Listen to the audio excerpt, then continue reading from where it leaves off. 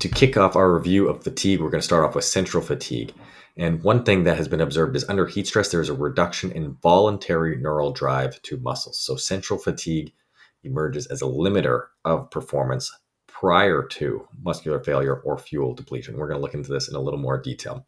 So the central nervous system actively downregulates motor drive as a defense mechanism, as a protection mechanism to prevent from thermal injury or hyperthermia.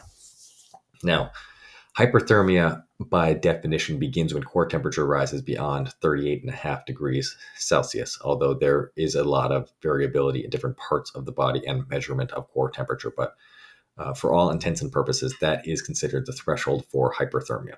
Now, at these levels, there begins an alteration in neurotransmitter balance. So we do see an effect in the nervous system and how it responds to hyperthermia. We also see reduced motor unit recruitment, so voluntary activation decreases. When you see in EMG studies a reduced amplitude despite maximal voluntary effort, indicating that it is a central fatigue from the central nervous system downregulating rather than a limitation of the actual muscle or the local power potential. We also see cerebral blood flow redistribution.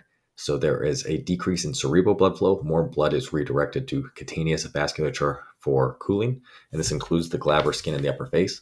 So this will result in additional cognitive load and reduced mental and cognitive capacities. And there is also perceived exertion and then protective pacing. So the brain gets ahead of itself and is able to adapt to the degree of comfort and exertion and difficulty to help to curb the overexhaustion or the overworking and keep the body in a safe place.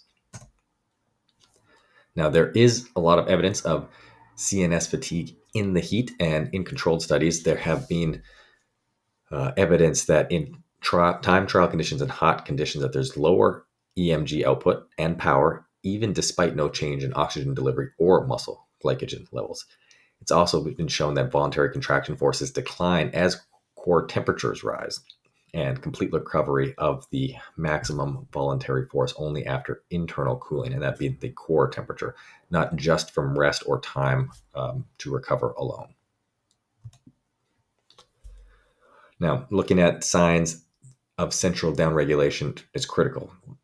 This is where we try to be a little bit proactive as coaches or practitioners and get ahead of potential fatigue or performance decrements. So appearance of lack of motivation, disengagement, even just attention. So there's largely subjective cues are signs. If you are able to monitor RPE, reaction time, any cognitive tools you have, you can detect early central fatigue, as well as making sure that if you have the ability to provide intra-session cooling, so per cooling during activity, during rest breaks, do that as often as possible to try and mitigate the effects of hyperthermia.